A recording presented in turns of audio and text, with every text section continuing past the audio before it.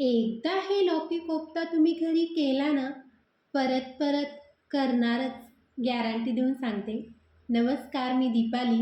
Hello friends, video सुरू करण्याच्या पहिले चॅनलवर नवीन असाल तर चॅनलला नक्की सबस्क्राईब करा, लाईक करा, शेअर करा आणि बेल आयकन नक्की दाबा. त्यांनी काय होईल की माझे नवनवीन व्हिडिओ तुमच्यापर्यंत पोहोचतील. चला मग रेसिपीला सुरू करू. तर आपल्याला सर्वात पहिले काय करायचं, एक लौकी घ्यायचा, त्याला आपण कद्दू पण म्हणतो. मी मीडियम साईजचा घेतलेला आहे, जास्त जाड पण नाही आहे. आपल्याला मीडियम साईजचा कद्दू घ्यायचा आणि वरचे जे छिलटा आहेत ना, ते पूर्ण छिलटा आपल्याला काढून टाकायचे त्या कटरच्या मदतीने. तर तुम्ही बघू शकता पूर्ण छिलटे काढून टाकलेले आहेत मी आणि 2 तुकडे करून घेतले, म्हणजे आपल्याला कद्दू खिसायला की नाही इझी जाईल त्याकरता. आता एक खिसणीच्या मदतीने पूर्ण आपल्याला खिस काढून घ्यायचा आहे त्या कद्दूचा. तुम्ही बघू शकता व्हिडिओमध्ये पूर्ण मी ते कद्दू किसून घेतलेले आहे. आता त्यामध्ये आपल्याला काय करायचं, 1 टीस्पून मीठ ॲड करायचं आणि छान प्रकारे मिक्स करायचं आपल्याला. त्याने काय होईल की एक्स्ट्राचं पाणी निघलं जाईल त्याकरता आणि हलक्या हलक्या हाताने आपल्याला की नाही दाबून ते पूर्ण पाणी आपल्याला त्या कद्दूमधलं काढून टाकायचे. ते पाणी काढून टाकल्याने काय होईल, तरच आपले जे कोफ्ते करणार आहोत ना आपण, ते एकदम परफेक्ट होणार आहेत. त्याकरता आपल्याला ते पाणी काढणं गरजेचं आहे.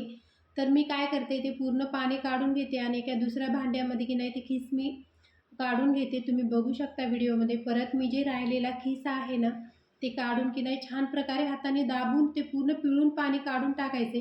तुम्ही ते कपड्यामध्ये पण घेऊन ते पाणी काढू शकता.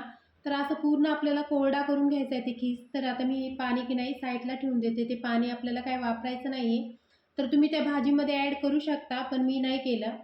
तर आता त्यामध्ये आपल्याला मसाला ॲड करायचा. तर 1 टीस्पून आपल्याला चाट मसाला ॲड करायचा, 1 टीस्पून हळदी पावडर, 1 टेबलस्पून लाल तिखट, परत 1 टेबलस्पून धने पावडर, 1 टीस्पून गरम मसाला, 1 चुटकी आपल्याला खायचा सोडा ॲड करायचा.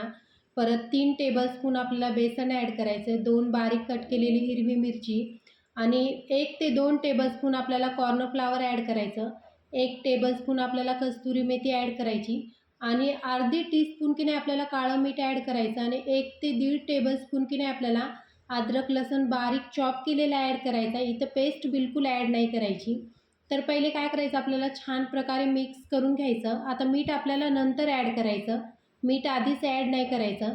मीठ की नाही चवीनुसार आपल्याला मीठ ॲड करायचं, म्हणजे जर जास्त पण मीठ ॲड नका करू, कारण की आपल्याला ग्रेव्हीमध्ये पण मीठ ॲड करायचं आणि छान प्रकारे मिक्स करून घ्यायचं. आता हे छान मिक्स झालं ना, तर आपल्याला काय करायचं, थोडं हाताला तेल लावायचं आणि छान प्रकारे आपण गुलाबजामुन करतो ना, सेम त्याच पद्धतीने की नाही हे कोफ्ते तयार करून घ्यायचे. तुम्ही व्हिडिओमध्ये बघत असताना सेम अशाच पद्धतीने पूर्ण एक कोफ्ते की नाही छान प्रकारे करून घ्या. आता त्यामध्ये आपण बेसन आणि कॉर्नफ्लॉवर ॲड केलं ना, तर ते एकदम परफेक्ट आहे. नाही तुमचे कोफ्ते तुटणार, नाही फुटणार.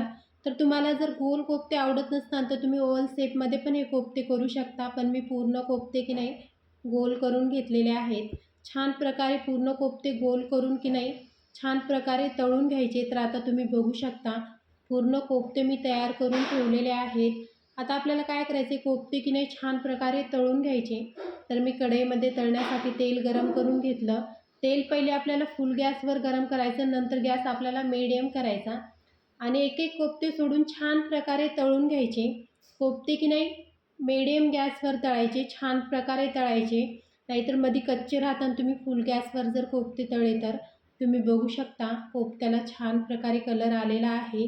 आता आपल्याला काय करायचं आहे, आलटून पलटून छानपैकी 5 मिनिट आपल्याला कोफ्ते तळून घ्यायचे मीडियम गॅसवर आणि एक कोफ्ते की नाही आपल्याला टिश्यू पेपरवर काढून घ्यायचे. त्याने काय होईल की एक्स्ट्राचं जे तेल आहे ना, ते पूर्ण निघलं जाईल त्याकरता. तर तुम्ही बघू शकता कोफ्त्याला किती छान आपला कलर आलेला आहे. परत जे राहिलेले कोफ्ते आहेत ते पण मी तळून घेतलेले आहेत. आता परत आपल्याला की नाही छान 5 मिनिट कोफ्ते तळू द्यायचे.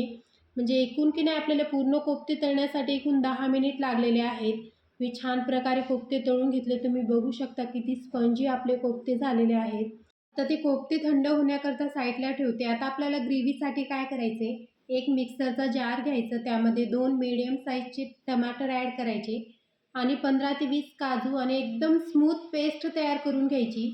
आता ती पेस्ट तयार झाली ना, गॅसवर कढई ठेवायची, गॅस ऑन करायचा.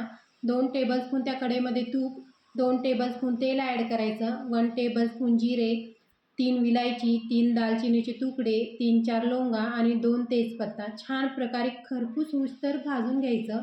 आता परत त्यामध्ये आपल्याला काय करायचं, 1 टेबलस्पून बारीक क्रश केलेला अद्रक लसूण ॲड करायचा आणि 1 टेबलस्पून आपल्याला अद्रक लसणाची पेस्ट पण ॲड करायची आणि दोन्ही छान प्रकारे भाजल्यानंतर त्यामध्ये आपल्याला मीडियम साईजचे की नाही 2 कांदे ॲड करायचे, बारीक चॉप केलेले.